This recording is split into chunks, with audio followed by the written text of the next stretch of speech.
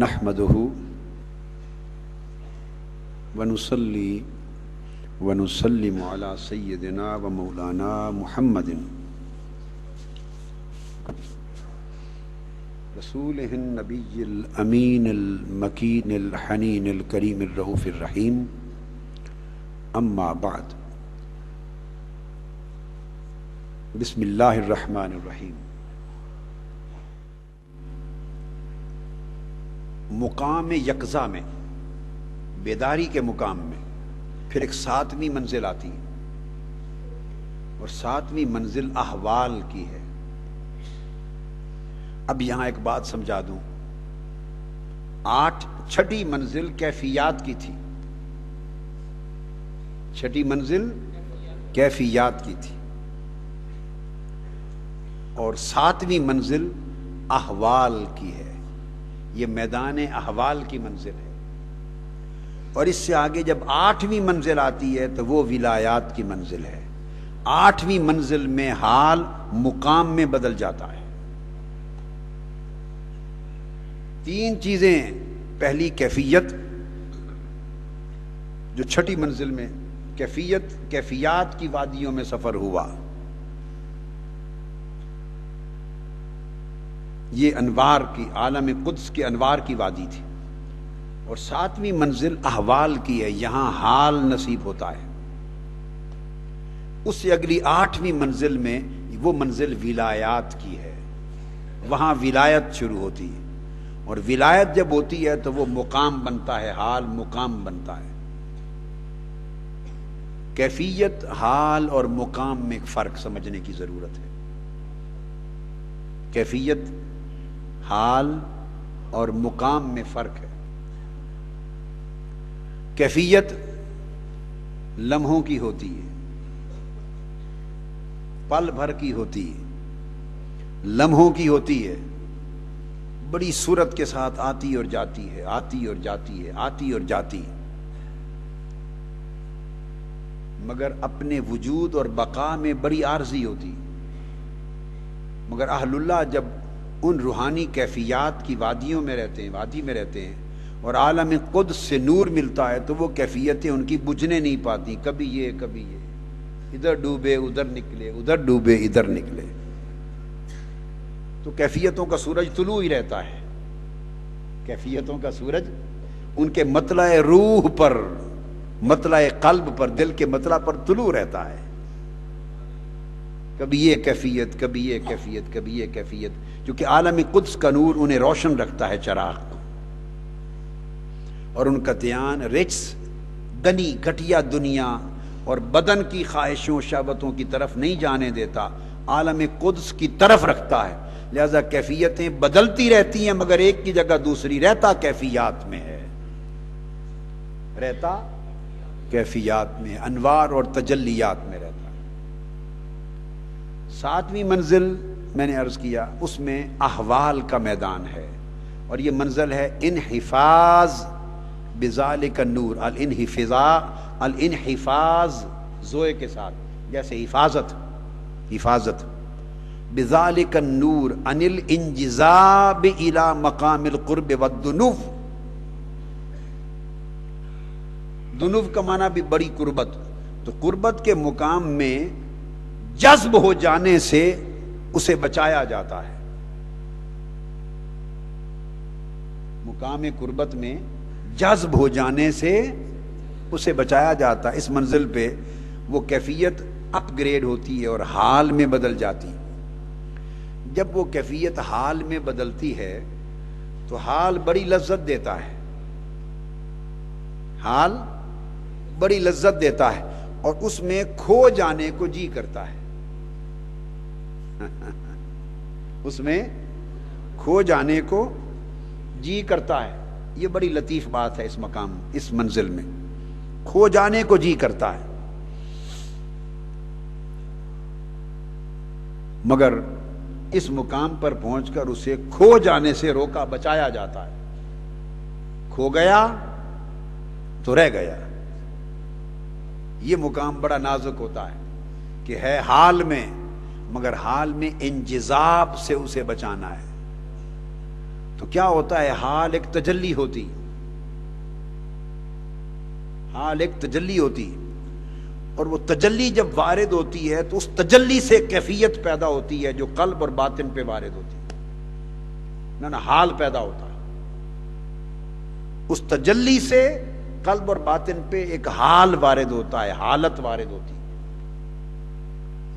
آپ دیکھتے ہیں، اس کی اگر مثال سمجھنا چاہیں تو جگنوں کی مثال دیکھیں، کیفیات کی۔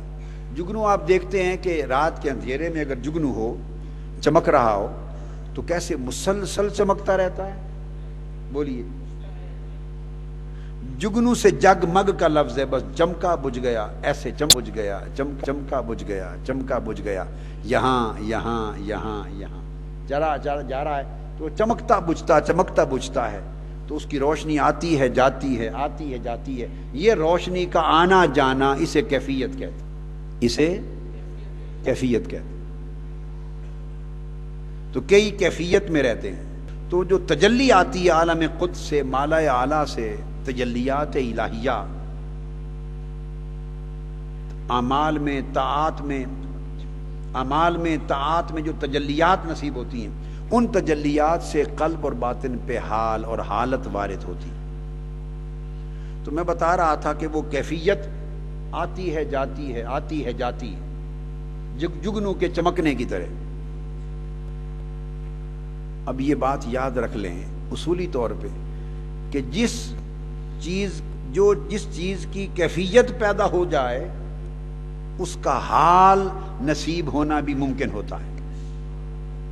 جس کی کیفیت جائز اور ثابت ہے، اس کا حال بھی ممکن ہوگا، اس لیے کہ کیفیت کا ہونا اس بات کی دلیل ہے کہ حال بھی پاسبل ہے۔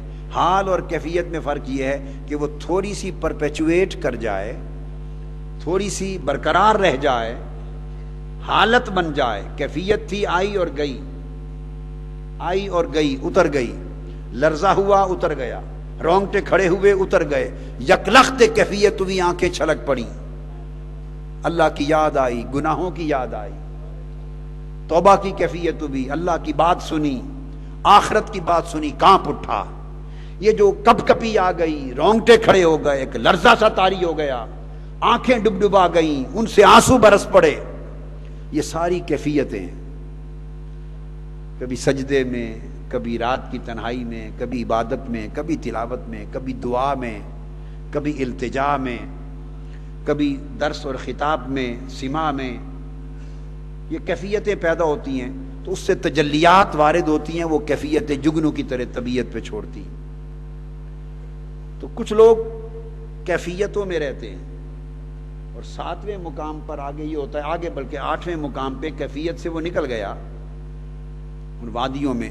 تو جن کی کیفیت حالت میں بدل جائے، یعنی برقرار رہے، لمحے لمحے میں آئے جائے نہیں، تھوڑی دیر برقرار رہے، ایک وقت برقرار رہے، ایک عرصہ برقرار رہے، تو وہ جو کیفیت برقرار ہو جائے تو اس کو حال کہتے ہیں۔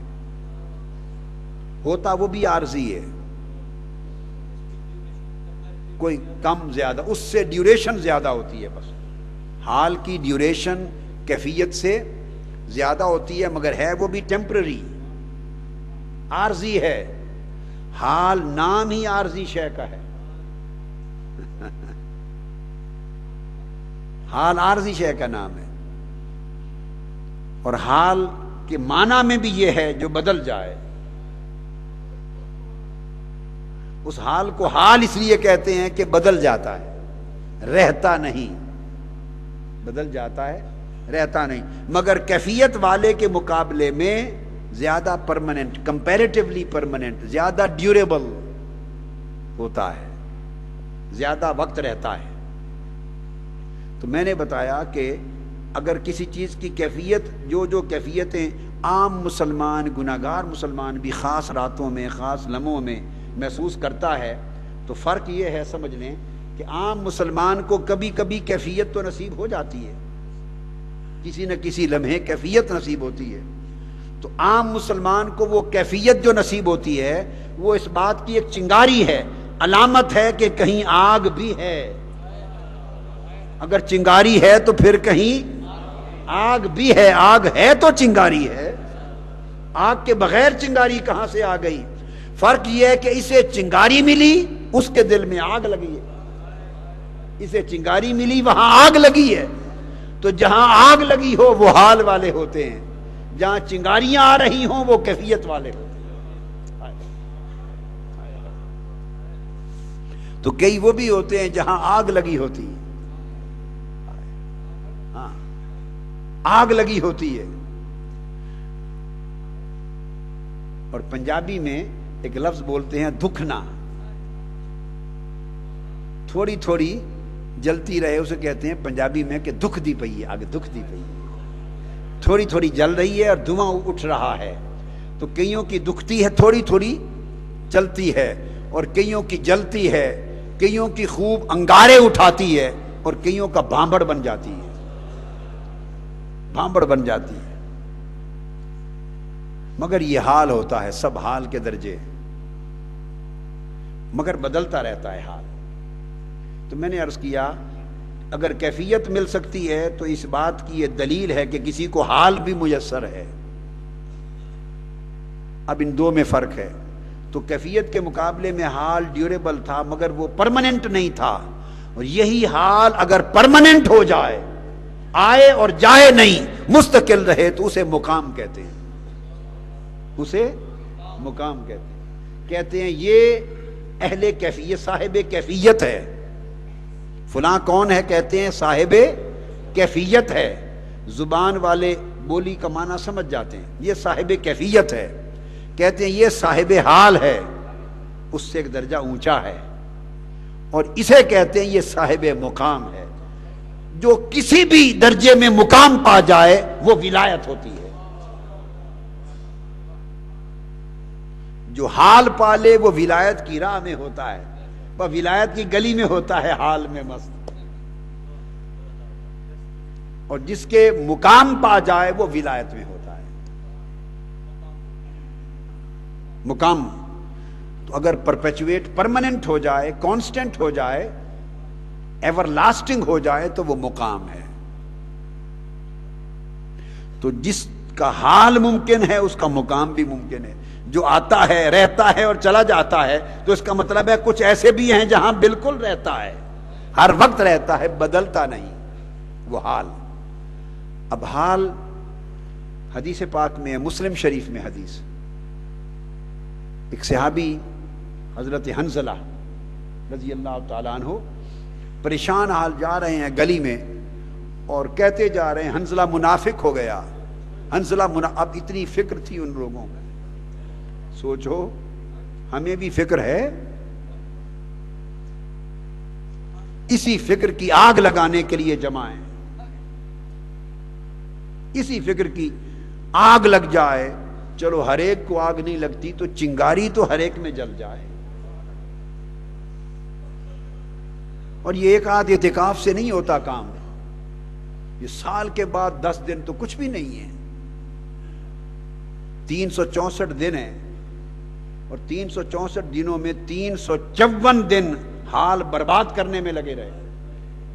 354 دن حال برباد کرتے رہے, ایمان کا, قلب کا, باطن کا, روح کا. اور 10 دن کے بعد آئے تھوڑا سا حال یا کیفیت لینے, تو کتنا بڑا مار کا سر کر لیا. اور وہ بھی پھر 1 سال آئے 10 دن اور اگلے سال نہ آئے تو کیا پایا؟ تھوڑا سا جو پایا تھا وہ بھی کھو گئے, کھو دیا. اس لیے میں کہتا ہوں کہ اگر بہت زیادہ وقت زندگی میں نہیں نکلتا, وہ ایک الگ چیز ہے. جو سبق لے کے جائیں گے اس کو جاری رکھیں تو کچھ نہ کچھ وقت نکلتا رہے گا نا. ویلی نہ بو کچھ کر دی رو, خالی بھانڈا بھر دی رو. جو لے کر جائیں گے تو خالی بھانڈے کو تھوڑا تھوڑا بھرتے رہیں 354 دن, اور 10 دن خوب برتن بھروانے کے لیے آ جائیں. اس اعتکاف میں بیٹھیں, میں نے نہیں بھرنا, میرا تو اپنا برتن خالی ہے, بلکہ ابھی برتن ہی نہیں بنا, خالی تو بات کی بات ہے. میں تو ایسے ہی بس اس طرح ہے کہ تیرے کسی نے کہا تھا تیرے عربی ترکی شامی سے, تیرے عربی ترکی شامی سے. ایک کتے نو ڈنڈڑا میں بھی صحیح. خواجہ غلام فرید کہتے ہیں، فرماتے ہیں کہ تیرے پاس تو گھوڑے ہیں محبوب، تیرے در پہ تو گھوڑے بندھے رہتے ہیں، کوئی ترکی نسل کا گھوڑا، کوئی شامی نسل کا گھوڑا، کوئی عربی نسل کا گھوڑا. تیرے عربی، ترکی، شامی سے بڑے بڑی اعلیٰ نسلوں کے گھوڑے ہیں، میرا کیا شمار ہے؟ میں تو کتا بھی نہیں ہوں، میں تو کتا بھی نہیں بن سکا. وہ اصحاب کہف کا کتا جو 300 سال نہ کھانے کو ملتا تھا نہ پینے کو، مگر در چھوڑ کے نہیں گیا. 300 سال بھوکا پیاسا جم کے بیٹھا رہا. ارے جم جانے کے بغیر کچھ نہیں ملتا. کتا بھی 300 سال جم کے بیٹھا. ہم تو کتا بھی نہ ہوئے، ہم تو اصحاب کہف کے کتے جیسے بھی نہ ہو سکے کہ اتنے بھی صابر ہو جائیں، اتنے ہی صابر ہو جائیں.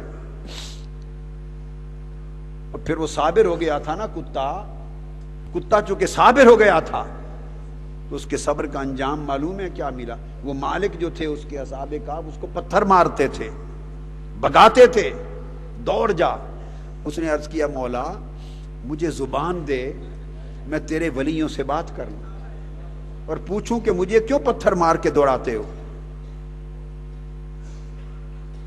یہ ائمہ تفسیر محدثین نے امام قرطبی سمیت تفصیل سے بیان کی ہیں یہ چیز، واقعہ قرآن کا واقعہ. اللہ نے اسے زبان دی، وہ اپنی 2 ٹانگوں کے بل کھڑا ہو گیا، اگلے پاؤں جو تھے اسے ہاتھ بنا لیا. اس نے پوچھا اے اللہ والو مجھے کیوں پتھر مار کے دوڑا بھگاتے ہو؟ انہوں نے کہا تو کتا ہے، ہم کسی غار میں چھپیں گے ظالم بادشاہ سے چھپ کر، تو بھونکے گا ہمارا راز کھل جائے گا، وہ پہنچ جائے گا، اس لیے دوڑاتے ہیں.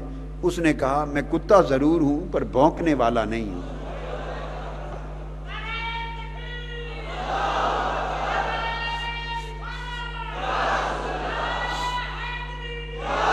تو قرآن نے یہ سمجھایا کہ کتوں میں بھی فرق ہوتا ہے. ہم تو وہ فرق بھی نہ پیدا کر سکے اپنے اندر،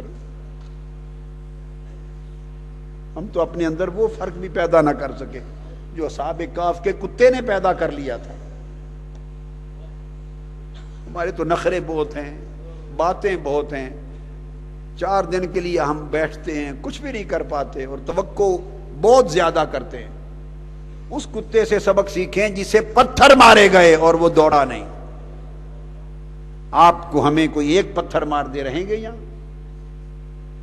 ایک پتھر مار دے، زبان کا پتھر کوئی بہ رہیں گے؟ کہیں گے اتنے بےزتی کروانے واسطے آنے، ہائے ہائے اتنے بے عزت ہونے واسطے آنے. ہم تو ایک لمحے میں اکھڑ جاتے ہیں اس لیے کہ نفس کی تربیت نہیں ہوئی نا. وہ زمین دوستو کبھی فصل نہیں اگاتی جس کے سینے کو پہلے ہل کے ساتھ چیرا نہ جائے. چیر کے زمین کو بحال کر دیتے ہیں. کبھی دیکھا زمین کا چہرہ؟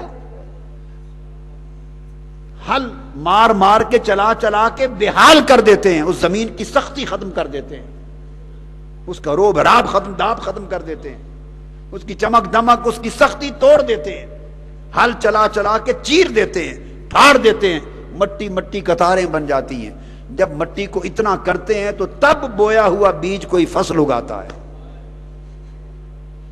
ہم ہل چلائے بغیر بیج سے فصل اگاتے ہیں. یہ ریاضت اور مشقت حل ہے. ہم نے کتنا دل کی زمین پہ حل چلایا ہے. ہم تو اس کتے جیسے بھی نہ ہوئے جس نے اتنا صبر کر لیا. اور پھر امام قرطبی بیان کرتے ہیں اس کتے نے قسم کھائی، اس نے کہا، کتے کے لفظ بیان کیے احادیث سے لیا ہے نا. امام قرطبی نے بیان کیا، کتے نے کہا واللہ انی احب الاولیاء والصالحین. یہ کتے کے لفظ ہیں، اصحاب کہف کے کتے کے، جس کا ذکر قرآن میں ہے. مجھے دوڑاؤ نہیں، خدا کی قسم میں اولیاء اللہ اور صالحین سے محبت کرنے والا ہوں. پھر آگے پھر کہا اچھا جو محبت کرنے والے ہو اور صابر ہو، پتھر کھا کر بھی نہیں دوڑے، پتھر کھا کے بھی نہیں دوڑے، آؤ تو تم اس قابل ہو کہ تمہیں دہلیز پر بٹھا لیتے ہیں. اس کو دہلیز پہ بٹھا لیا. پھر 309 سال بیٹھے رہے. پھر انہیں تو روحانی خوراک ملتی تھی اندر اور وہ زندہ رہے تو اس کتے کو کون چھیچڑے ڈال جاتا تھا؟ وہ بھی 3 صدیاں کچھ کھائے بغیر زندہ بیٹھے رہے۔ ارے کوئی اس طرح صابر ہو جائے تو میاں محمد نے کہا نا کہ تیتھی کتے چنگے جو صابر دے اپنا مالک دے در بیٹھے رہندے صابر بھکھے ننگے۔ کیا کہا پہلا مصرع؟ جنہاں دلاں وچ عشق نہ رچیا، جنہاں دلاں وچ عشق نہ رچیا کتے انہاں تھوں چنگے، جنہاں دلاں وچ عشق نہ رچیا کتے انہاں تھوں چنگے، مالک دے در بیٹھے رہندے صابر بھکے ننگے۔ اس صبر کو پیدا کرنا ہے۔ تو پھر وہ جب بیٹھا رہا صابر بھوکا ننگا تو فیض ملا۔ تو قرآن مجید میں آتا ہے نقلبہم، ہم انہیں ہر 6 مہینے کے بعد، تفاسیر میں تفصیل آئی ہے، اللہ پاک ان کی کروٹ بدلتا تھا۔ تو غار میں لیٹے ہوئے ولیوں کی کروٹ اللہ بدلتا تھا، اور باہر بیٹھے ہوئے کتے کی بھی وہی دائیں بائیں کروٹ ساتھ بدل جاتی تھی۔ ان کی کروٹ تو خدا بدلتا تھا، کتے کی کون بدلتا تھا؟ ہائے ہائے، ان کی کروٹ خدا بدلتا تھا، انہیں تکلیف نہ ہو جائے۔ اور اس کروٹ بدلنے کا جو فیض ہے، ان کی کروٹ پھر اندر والے بدلتے تھے، اس فیض کا حصہ منتقل ہو جاتا ہے، فیض کا حصہ منتقل ہو جاتا ہے۔ وہ میں نے بتایا فیض ایسی شے ہی نہیں کہ ایک کے پاس ہی رہے، وہ جو ایک ہی پاس رہے وہ فیض نہیں ہے، وہ فیض ہی نہیں ہے۔ فیض کا معنی یہ ہے کہ وہ پھیل جاتا ہے، لوگوں میں بٹ جاتا ہے، تقسیم ہوتا ہے۔ تو کتا بھی پا گیا، اپنا حصہ پا گیا۔ تو اللہ نے پھر جہاں جہاں اصحاب کہف کا ذکر کیا وہاں کتے کا نام ساتھ لیا۔ کہا لوگ پوچھتے ہیں اصحاب کہف کتنے تھے، قرآن کہتا ہے سیقولون ثلاثۃ رابعہم کلبہم، کہتے ہیں 3 تھے اصحاب کہف، اللہ کہتا ہے ہاں چوتھا ان کا کتا تھا۔ یہ قرآن ہے۔ آپ کہتے ہیں، کچھ کہتے ہیں اصحاب کہف 5 تھے، اللہ فرماتا ہے چھٹا ان کا کتا تھا۔ خمسۃ سادسہم کلبہم، کچھ کہتے ہیں 7 تھے، سبعۃ وثامنہم کلبہم، اور 8واں ان کا کتا تھا۔ اب ایک آیت ہے اس میں اصحاب کہف کا عدد اور بار بار کتے کا ذکر ہے۔ اللہ کی عزت کی قسم اسی آیت کا ورد کریں، اس کا بھی اتنا ہی ثواب ہے جس کا کسی اور آیت کا ثواب ہے، اور بیان سارا کتے کا ہے، بیان سارا کتے کا ہے، مگر اجر اور ثواب اتنا ہے جتنا فرشتوں والی بیان کی آیتیں پڑھ لیں، جو عرش کے بیان کی آیتیں پڑھ لے، جو اس بیان کی آیتیں پڑھ لے، وہ بھی رب کا کلام، یہ بھی رب کا کلام، ایک جیسا فیض۔ اور کبھی کسی نے کہا آپ کا کوئی کھانا کرے اور میزبان پوچھے بھئی کتنے لوگ آئے ہیں، تو آپ کہیں جی 5 ہم ہیں، 6 ہمارا کتا ہے، 7 ہم ہیں، 8واں ہمارا کتا ہے، وہ کس خیال سے دیکھے گا آپ کو؟ وہ کہے گا اس کا علاج کروانا چاہیے ان لوگوں کو۔ انہوں نے کہا میں نے تمہارا پوچھا ہے، تو کبھی یہ بھی ہوتا ہے بھئی 5 ہم ہیں، 6 ہمارا کتا ہے؟ یہ تو آپ نہیں بولتے اس طرح، وہ رب ہو کر بول رہا ہے۔ تو کوئی بات تو تھی نا اس کتے میں کہ رب نے جہاں اپنے یاروں کا، ولیوں کا، دوستوں کا ذکر کیا، ایک جگہ بھی کتے کا ذکر چھوڑا نہیں۔ وجہ کیا تھی؟ اس نے کہا کتے تو اتنا صابر وفادار ہو گیا، تو نے میرے ولیوں کو نہیں چھوڑا، پتھر کھا کے نہیں چھوڑا، اب اس کا صلہ یہ دوں گا کہ جہاں ان کا ذکر ہوگا میں بھی نہیں چھوڑوں گا، تجھے ساتھ رکھوں گا۔ حتیٰ کہ جب جنت میں جائیں گے اصحاب کہف تو کتا بھی ساتھ جائے گا، پوری جنت میں کوئی کتا نہیں ہوگا، ایک اصحاب کہف کا کتا۔ سبحان اللہ۔ تو میں بتا رہا تھا کہ یہ جب پختگی آ جاتی ہے، پختگی، تو ہم تو محنت نہیں کرتے کہ اس چیز کو جاگزیں کریں، کیفیتیں ملتی ہیں، ایک بار آئے کیفیت ملے گی، آپ کو مل رہی ہوگی، ملتی رہے گی، اٹھنے تک کیفیتیں ملیں گی، مگر کوئی کیفیت کو حال میں تو بدلنے والا ہو، اس کیفیت کو حال میں بدلیں۔ اور پھر حال کی رکھوالی کریں 11 مہینے، اور اس رکھوالی میں اس مہینے کا انتظار کریں، اور جب یہ وقت آئے تو مہینہ پہلے تیاری کریں کہ اب 10 دن پھر چلتے ہیں تاکہ حال کو رینیو کرائیں اور پھر اس کو بہتر کرائیں۔ وہ بات کر رہا تھا کہ حضرت حنظلہ رضی اللہ تعالیٰ عنہ، اس لیے کو سمجھ میں آتا ہے اعتکاف میں بیٹھنا۔ آئے ہیں بہت لوگ آئے ہیں، مبارک ہو، میں نے کہا تھا الحمدللہ اپنے بھلے کے لیے آئے ہیں، زندگی ہم سب بنانے کے لیے، سنوارنے کے لیے آئے ہیں، اور جو کچھ تھوڑی زیادہ خیرات بارگاہ عزت سے الہی اللہ کی بارگاہ سے، اللہ کے حبیب کی بارگاہ سے ملے، اس کو برقرار رکھنے، بڑھاتے رہنے کی کوشش کرنا، اور زندگی میں عہد کر لیں کہ ہر سال مرتے دم تک آنا ہے، یہ اعتکاف نہیں چھوڑنا۔ بس خالی زبانی کلامی انشاءاللہ نہ رہے، کل آپ کو حدیث مسلسل بالمصافہ ہوگی، آقا کی بارگاہ سے مصافہ کا نعمت نصیب ہوگی، جس میں جنت کی بشارت اور شفاعت کا وعدہ ہے آقا علیہ السلام۔ کل اسی کے شکرانے میں عمر بھر کے لیے قسم کھا لیں کہ زندگی رہے، بیمار بھی ہوں، کچھ ہو جائے، بستر پہ بھی اٹھ کے چل کے آ جائیں، مگر اعتکاف عمر بھر نہیں چھوڑیں گے، ایک شخص بھی نہ چھوڑے۔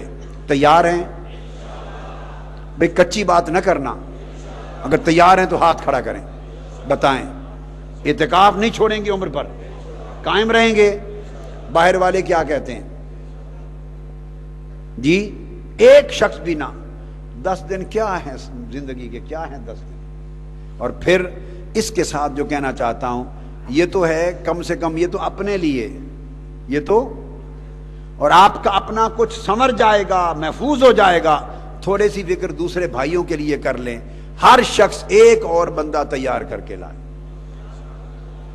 کیا کوئی مشکل کام ہے؟ صرف ایک بندہ نیا، ان موجودہ میں سے نہیں پکڑ کے لانا، موجودہ تو ہر شخص ذمہ دار ہے، اس کا وعدہ ہو گیا۔ موجود میں سے ہر شخص ایک نیا بندہ لے آئے، اللہ پاک دوہرا کرم کر دے گا، وہ کہے گا دیکھو اس بندے کو اپنی بھی فکر ہے اور میرے بندوں کی بھی فکر ہے، تو میں رب ہو کے اس کی فکر نہ کروں؟ وہ اللہ پاک دوہری خیرات عطا کر دے گا۔ ہر شخص ایک نیا آدمی لے کے آئے، اس کو مشن بنائے زندگی کا، بہت لمبا وقت نہ صحیح، یہ تھوڑے سے دن نہیں صحیح، مگر اس کو زندگی کا حصہ بنا لیں، ٹھیک ہے؟ تو میں عرض کر رہا تھا کہ اس میں کیفیتیں ملتی ہیں۔ حضرت حنظلہ رضی اللہ، وہ کیفیت اور حال کا فرق بتا رہا ہوں۔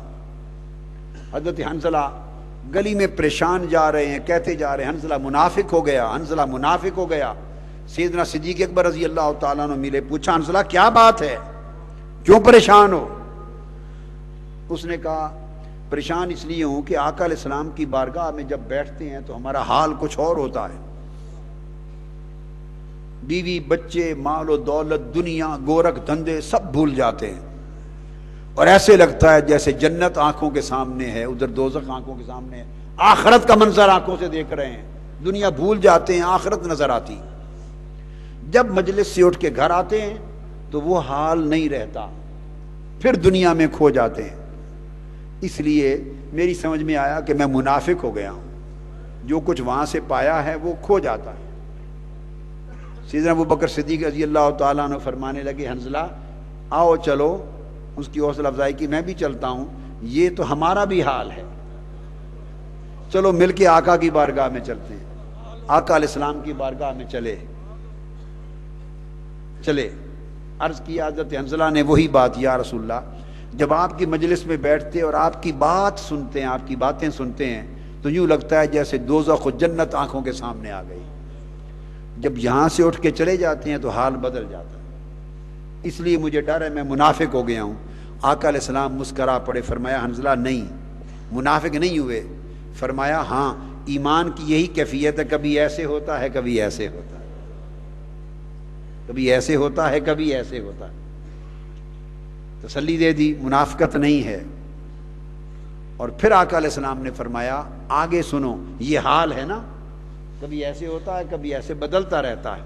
اور آقا نے فرمایا کہ اگر جو حال تمہیں یہاں میری مجلس میں نصیب ہوتا ہے اور میری باتیں سن کر جو کیفیت اور حال تمہیں ملتا ہے، اگر یہ دائماً برقرار ہو جائے یعنی مقام بن جائے، جو حالت تمہیں یہاں نصیب ہوتی ہے اگر یہ برقرار رہے مستقل طور پر یعنی مقام بن جائے، تو آقا نے فرمایا کہ پھر تمہاری حالت یہ ہو کہ تم گلی کوچے اور بازاروں میں چلو تو عرش اور آسمانوں سے اترے ہوئے فرشتے دائیں بائیں قطار اندر قطار کھڑے ہو کر تمہارے دیدار کے انتظار میں ہو، اور تم گزرو تو وہ تم سے مسافے کرتے پھریں، ملائکہ تم سے مسافے کریں اور دائیں بائیں کھڑے ہو کر تمہاری زیارت کے لیے گلیوں میں کھڑے ہوں جہاں سے تمہارا گزر ہو۔ اگر یہ حالت دائمی ہو جائے تو پھر یہ مقام ہو جائے۔ تو آقا علیہ السلام نے اشارہ دے دیا کہ یہ حال ہے، نفاق نہ سمجھنا، اور جس طرح یہ حال ہے اگلی بات کہہ دی کہ کسی کا یہ مقام بھی ہوتا ہے، اور جس کو یہ مقام نصیب ہو جائے تو فرشتے اس کے راستوں میں کھڑے ہو کے دیدار کرتے ہیں۔ تو بات یہ کر رہا تھا کہ یہ کیفیت، یہ حال، یہ مقام، تو حال میں 7ویں منزل پہ آتے ہیں تو اسے بچایا جاتا ہے کہ وہ کہیں حال کی لذت میں کھو نہ جائے۔ حال ہوتا بڑا لذیذ ہے، وہ حال ایک شراب ہوتی ہے عالم قدس کی، ایک شراب معرفت ہوتی ہے، ایک شراب محبت ہوتی ہے، ایک شراب قربت ہوتی ہے۔ اس کی لذت بڑی ہوتی ہے، اس کی مٹھاس بڑی ہوتی ہے، اس کا ذائقہ بڑا ہوتا ہے۔ تو جس کو حال نصیب ہوتا ہے وہ اس کی طبیعت چاہتی ہے کہ اسی میں کھو جاؤں، پلٹ کے واپس نہ جاؤں، مدہوش ہو جاؤں، گم ہو جاؤں۔ یہاں مقام بڑا نازک ہوتا ہے کہ طبیعت چاہتی ہے، حال کی لذت اتنی ہے کہ اس میں کھو جاؤں، اور جس نے آگے جانا ہو اسے کھو جانے سے بچایا جاتا ہے، کھو جانے سے بچایا جاتا ہے کہ اگر کھو گیا تو اگلا سفر جاتا رہا۔ یہ انحفاظ بذالک النور عن الانجذاب الى مقام القرب والدنو، اللہ کی بارگاہ قرب سے اور بارگاہ دنوب سے تجلیات آتی ہیں، انوار آتے ہیں، تجلیات اترتی ہیں، اس کے قلب و باطن پہ وارد ہوتی ہیں، اس ورود سے حال جنم لیتا ہے، اور کبھی آدمی حال میں بے بس ہو جاتا ہے۔ اگر اس میں کھو جائے تو وہ حال پردہ بن جاتا ہے، کھو جائے تو حال پردہ۔ اور قرآن مجید میں ایک جگہ حال کو پردہ بھی بیان کیا ہے۔ حال کیا ہے؟ جو حائل ہو جائے۔ جب نوح علیہ السلام سے گفتگو ہو رہی تھی ان کے بیٹے کی، اور آپ بیٹے سے فرما رہے تھے کہ ہدایت قبول کر لے، ایمان لے آ، نجات پا جائے گا، طوفان آ رہا ہے، جو مجھ پر ایمان نہیں لے آئیں گے وہ سب غرق ہو جائیں گے۔ بیٹا جواب میں کہتا تھا کہ نہیں، میں اونچی پہاڑی پہ چڑھ جاؤں گا۔ آپ فرما رہے تھے آج اللہ کا عذاب آ رہا ہے، کوئی پہاڑی بچا نہیں سکے گی، مکالمہ جاری تھا۔ قرآن کہتا ہے فحال بینہم الموج، باپ بیٹے کی گفتگو جاری تھی کہ درمیان میں موج حال بن گئی۔ سمجھے معنی؟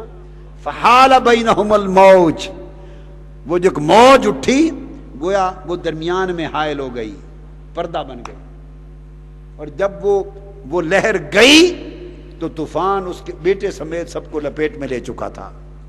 تو میں نے قرآن سے ایک استنباط کیا فحال بینہم الموج، کہ وہ باپ اور بیٹے کے درمیان موج حائل ہو گئی۔ میں کہہ رہا ہوں کہ حال بن گئی۔ تو اگر بندہ حال میں گم ہو جائے، جذب ہو جائے، تو وہ پردہ بن جاتا ہے، پھر اسی پردے میں گم ہو جاتا ہے، پھر آگے نہیں چلتا۔ لذت بڑی ہوتی ہے مگر پھر وہ بے خود ہو جاتا ہے، سکر میں بھی چلا جاتا ہے، اس تجلی میں کھو جاتا ہے، اپنا ہوش نہیں رہتا، دنیا کا ہوش نہیں رہتا، دنیا کا ہوش نہیں رہتا، ماں سوا کا ہوش نہیں رہتا، اس میں مست و بے خود ہو جاتا ہے، اس جذب سے مجذوب ہو جاتا ہے۔ اس تجلی میں اگر جذب ہو جائے تو مجذوب ہو جاتا ہے، اس کا ایک اپنا پھر حال ہے، اس میں بھی ناقص اور کامل کا فرق ہے۔ حال اور مقام میں یہ ہے کہ حال میں اللہ کا وہب، اللہ کی عطا غالب ہوتی ہے، اور بندے کی جو پچھلی محنت چلی آ رہی تھی، ریاضت، مجاہدہ، اللہ کی خدمت، طاعت، تقوی، پچھلی محنت وہ اس کے باطن میں چھپی ہوتی ہے۔ حال جب وارد ہوتا ہے، جو کیفیت بنتی ہے حال، اس حال میں وہ اللہ کی نعمت اور وہب لگتی ہے، اس کی محنت ریاضت نظر نہیں آتی، وہ باطن میں ہوتی ہے، یہ حال ہے۔ اس لیے چونکہ نعمت غالب ہوتی ہے تو اس نعمت الہیہ کی لذت غالب ہوتی ہے، اس لذت میں کھو جانے، ڈوب جانے، گم ہو جانے کو جی کرتا ہے۔ حال اور مقام میں فرق یہ ہے کہ مقام میں اللہ کی وہب، اس کی عطا، اس کی نعمت باطن میں چھپ جاتی ہے، اور بندے کا کسب اور جو محنت ہے وہ غالب ظاہر ہو جاتی ہے۔ تو مقام اور حال میں فرق یہ ہے کہ حال میں بندہ گم ہو جاتا ہے، اور اگر وہ مقام میں بدل جائے، جذب ہو جانے، گم ہو جانے سے بچ جائے، مقام میں چلا جائے تو استقامت میں ہوتا ہے۔ استقامت میں وہ پیتا رہتا ہے مگر بے خود نہیں ہوتا، وہ پیتا رہتا ہے مگر بدہوش نہیں ہوتا، وہ پیتا رہتا ہے مگر ہوش میں رہتا ہے، ایسے لگتا ہے کہ اس نے قطرہ ہی نہیں پیا، وہ جاموں کے جام پیتا رہتا ہے، وہ گھڑوں کے گھڑے بھر کے مٹکے پیتا رہتا ہے۔ کئی لوگ دریا کے دریا پی جاتے ہیں، اور حضور بابا فرید نے فرمایا، کئی آہ بھر کے فرمایا، کئی 7 سمندر جتنا پی جاتے ہیں، اور ہوش میں ایسے رہتے ہیں کسی کو خبر نہیں ہونے دیتے کہ ایک جام بھی پیا، پیالہ بھی پیا ہے یا نہیں ہے؟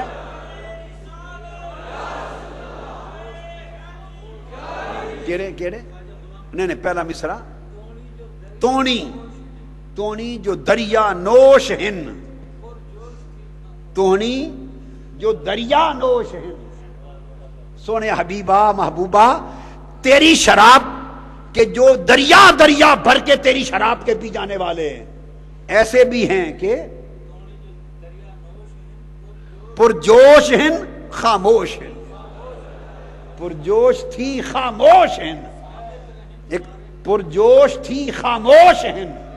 وہ دریا کے دریا پی جاتے ہیں تیرے عشق کے، تیری محبت کے، تیری معرفت کے، تیری قربت کے دریا پی جاتے ہیں، جوش بڑا آتا ہے مگر وہ جوش سے زیادہ خاموش رہتے ہیں، جوش دبا رہتا ہے، خاموش رہتے ہیں۔ یہ خواجہ غلام فرید کا شعر ہے، مجھے یاد نہیں جی، آگے۔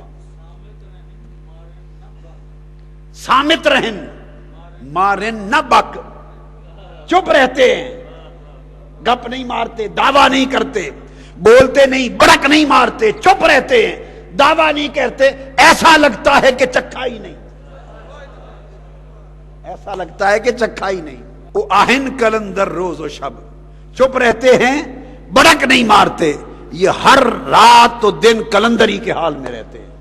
کلندر یہ ہیں، مست و بے خود نہیں ہوتے، یہ غالب ہوتے ہیں حال پر، اور جو جذب ہو جائے انجذاب الی مقام القرب، وہ مغلوب ہو جاتے ہیں حال میں۔ حضرت غوث علی شاہ صاحب کلندر پانی پتی فرماتے ہیں، تذکرہ غوثیہ میں غوث علی شاہ صاحب کلندر پانی پتی، یہ حال کا حال بیان کر رہا ہوں۔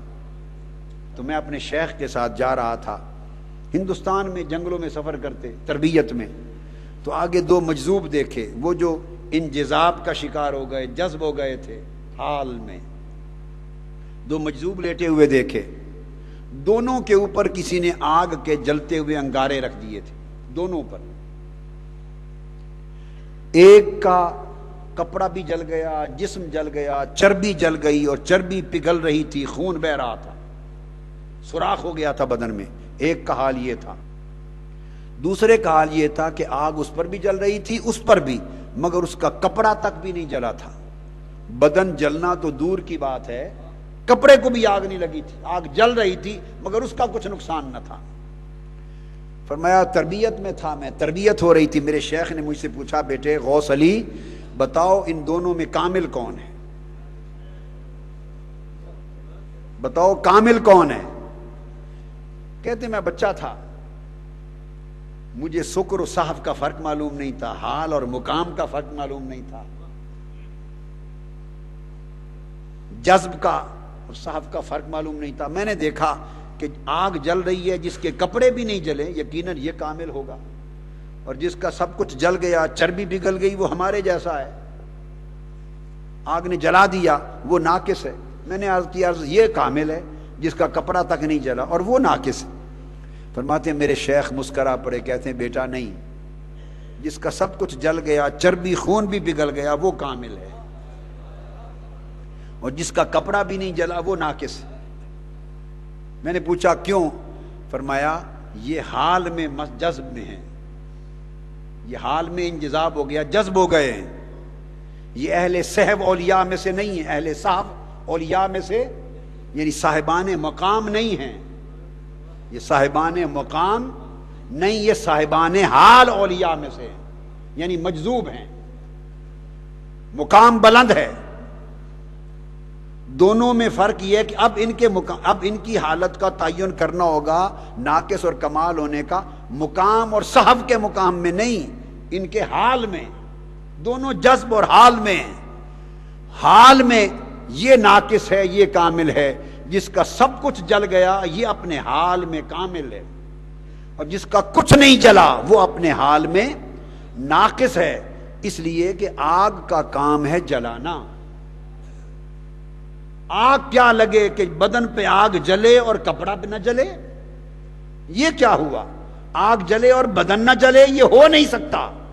آگ نے جلانا ہی جلانا تھا، تو اس کا سب کچھ جل گیا تو درست ہے، آگ نے اپنا کام کر دیا، کسی نے روکا نہیں اسے، آگ کو کسی نے روکا نہیں، اور ادھر کپڑا بھی نہیں جل سکا، تو یہ آگ کی تاثیر تو نہیں ہے، تو آگ جلانا چاہتی ہے، اس مجذوب نے اپنی توجہ سے روک رکھا ہے آگ کو،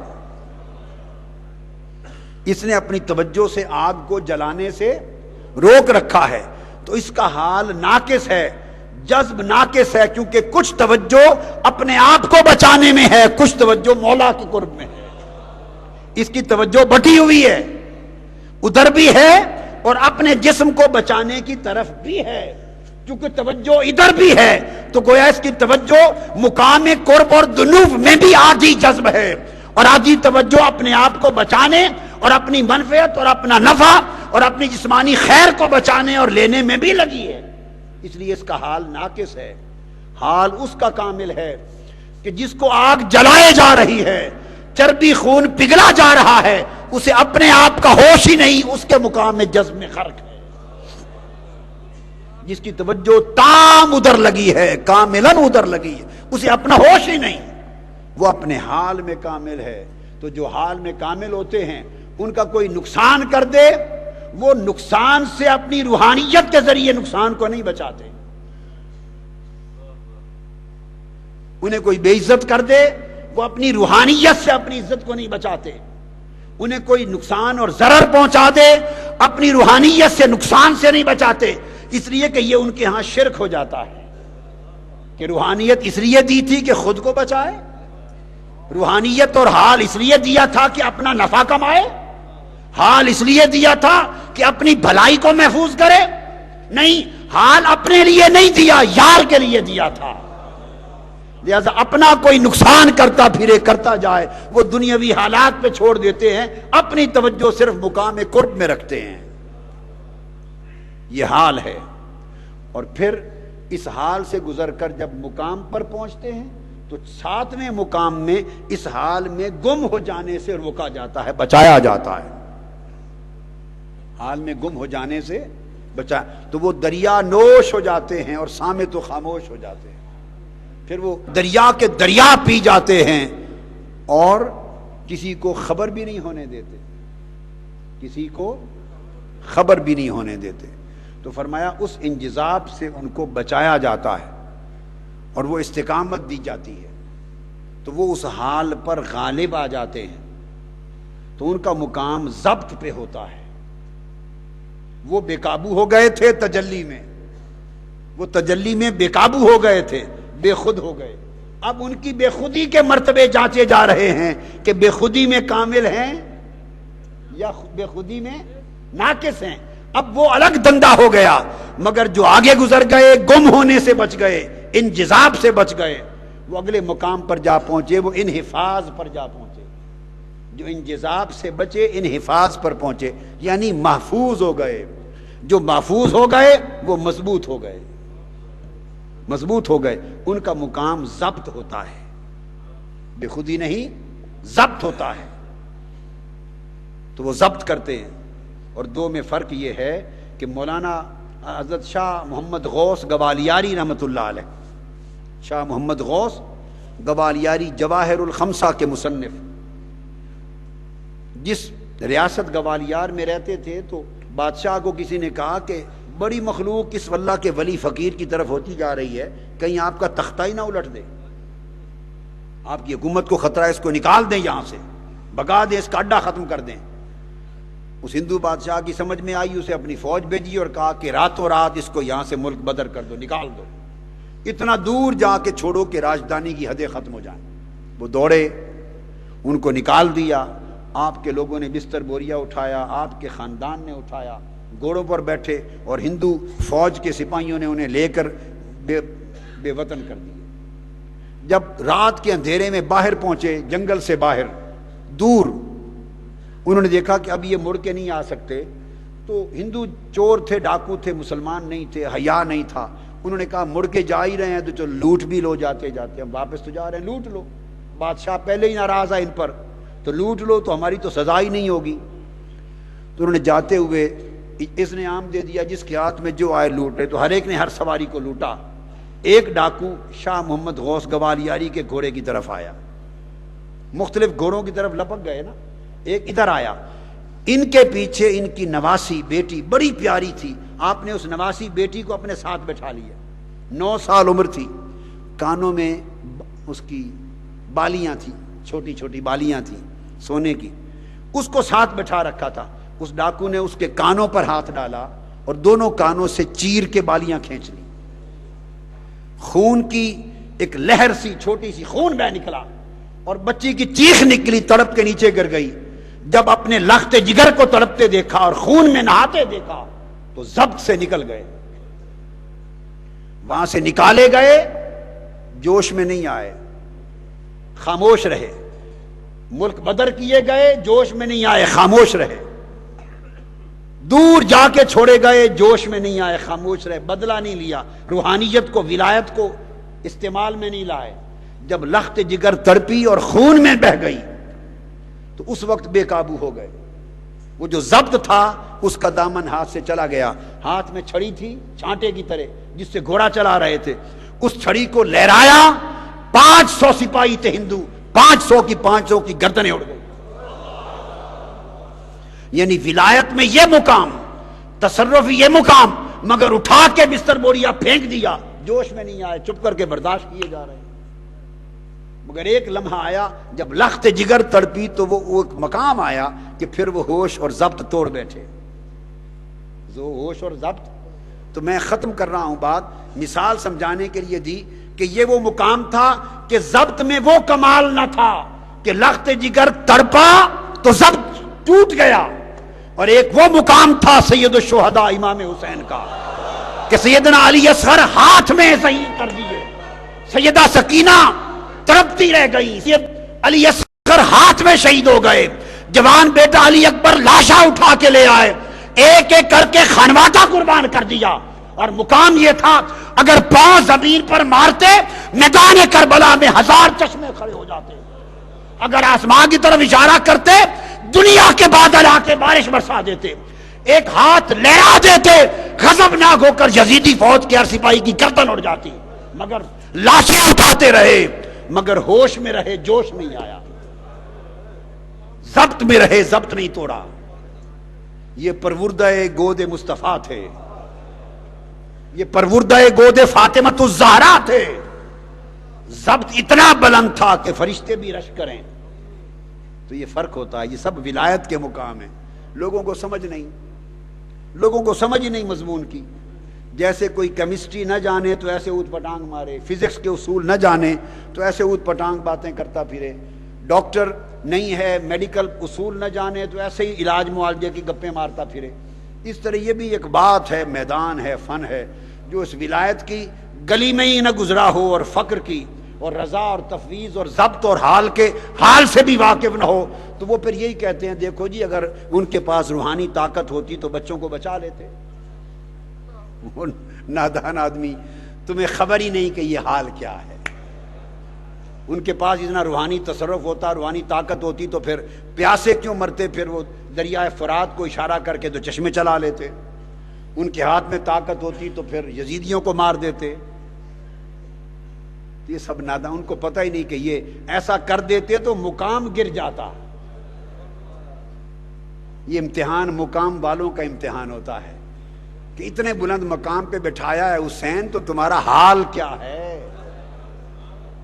اس کیفیت سے گزارتے ہیں تمہیں، جوش میں آتے ہو یا خاموش رہتے ہو؟ ہائے ہائے ہائے، پرجوش تھیں خاموش ہیں، جوش میں نہیں آتے، خاموش رہتے ہیں۔ یہ مقام انجذاب سے گزرتے انحفاظ پہ چلے جاتے ہیں۔ استقامت پیدا کریں، استقامت پیدا کریں۔ اللہ آپ کو کیفیات بھی دے، حال بھی دے، مقام بھی دے، اور آپ کی نیکیوں کے صدقے اور آپ کے پاؤں کی جب آپ بیٹھتے چلتے ہیں تو آپ کے پاؤں اور جوتوں سے اٹھنے والی گرد اور دھول کے صدقے اللہ مجھے بھی معاف کر دے، دوزخ سے بچا دے۔ بس آپ کو اللہ بلند رتبے دے، درجے دے، اور آپ کے جوتوں سے اٹھنے والی گرد کے صدقے اللہ مجھے معاف کر دے۔ بس میں تو آپ کی نوکری کرتا ہوں، میں اعتکاف تو کوئی نہیں بیٹھتا، میرا کیا اعتکاف؟ اعتکاف آپ بیٹھتے ہیں، میں آپ کی نوکری کے لیے آتا ہوں، آپ کی نوکری کے لیے آتا ہوں، اور آپ کی نوکری کسی کے منہ کی وجہ سے کرتا ہوں، کسی کی خاطر کرتا ہوں۔ آپ کی نوکری کرتا ہوں اس لیے کہ کوئی خوش ہو جائے گا، کوئی خوش ہو جائے، اور خوش ہو کے کسی ایک دن اتنا کہہ دے وہ ساڑے کتیا خوش ہیں تیرے تے چنگا نوکری، میری امت دی نوکری کی تھی، خوش ہیں تیرے، بس اس دن کی انتظار میں۔ وہ خواجہ غلام فرید صاحب نے کہا تھا، تتی تھی جوگن چودھار پھراں، ہند سندھ پنجاب تے مار پھراں، ہند سندھ پنجاب تے مار پھراں، سنج بر تے شہر بازار پھراں، متاں یار ملم کہیں سانگ سبب۔ شاید کسی وقت مالک خوش ہو جائیں اور کہہ دیں کتیا چنگی نوکری کی تھی ساری امت دی، تیرے تے خوش ہیں، بس ہمارا کام ہو جائے گا۔ اس لیے جم کے بیٹھا کریں، صبر کیا کریں، خاموش رہا کریں۔ کیا؟ خاموش رہا کریں، اور اللہ کی بارگاہ کے خزانے سے کچھ لیں، خیرات لیں۔ خاموش رہیں تو خیرات ملے گی، اور صبر کریں، بولے نہیں، دنیا داری نہ کریں، ایک دوسرے سے کلام نہ کریں، بے صبر نہ ہوں، غفلت نہ کریں، لیٹے نہیں۔ میں نے کہا موبائل فون بند رکھا کریں، رابطہ ایک ہی جگہ رکھیں، باقی رابطے کاٹ دیں۔ ایک ہی جگہ رابطہ رکھیں 10 دن، تاکہ اس رابطے کے صلے میں کچھ نصیب ہو جائے جھولی میں خیرات کی شکل میں۔ اللہ تبارک و تعالی ہمارے حال پہ کرم فرمائے۔ وما علینا الا البلاغ۔